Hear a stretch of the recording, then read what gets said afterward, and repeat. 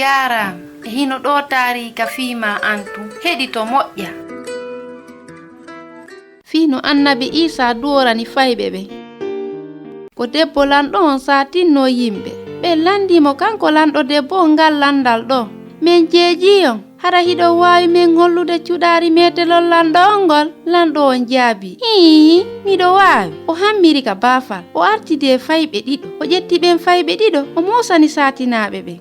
O wi, hino ɗo cuɗari andi. Ɓe yimɓe satinaɓe ngalɗi sabu hiɓe habbino yihugol ka o hollataɓe jamanje ma kanŋe hittuɗe. Kono ɓe faami wondema fayɓe ɓen no hitti e gito kanko lanɗo on ɓuri ɗen kanŋe satta cogguje. Ko goonga kala e men no marani paykoye koye giggol. Kono miɗo andi aade yiɗuɗo fayɓe ɓen e mana Iisaa joomi on. Kitabul muqaddasiyon no fillitanade en fii ko mawɓe ɓen adduno fayɓe mum ha e Annabi Iisaa fiino o duwaranaɓe e no ɓe wawira andude mo.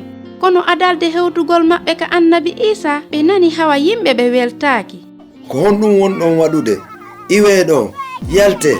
Fayɓe ɓen huli darti ɓe suusali haalude hay hunde. Ko taalibaɓe ɓe wonuno e sonkankol ɓe fota. Miɗo welti tawandema hinaɗo taarika on hatti Annabi Iisaa no yiɗi fayɓe ɓen o wallitiɓe kisan.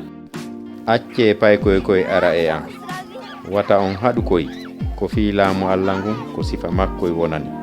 Annabi Iisaa no yiɗi paykoye koye himo wiide koye yo koye hoolom koye ekkitono koye andiram koye ari non gorko e jiwo goreɓe moƴƴuɓe e bomɓe fanɗuɓe e janɗuɓe tiiɗuɓe e yoomuɓe jogiiɓe hakkil eɓe jogaaki hakkil worɓe e rewɓe worɓe e jiwɓe sertuɓe e mbaadi paykoye koye yejjitaali ñande Annabi Iisaa moƴƴi e makkoye o duwani koye. Annabi Iisaa no yiɗi fayɓe ɓen ɗum weli paykoye koye haalani ɓeya yimɓe fii makko. Awa andi to sono kala wonde Annabi Iisaa no yiɗuma an kadi ka kitabul muqaddasi e hino ɗo ko maaki kon mi raɗota ko non kala on arɗo e an.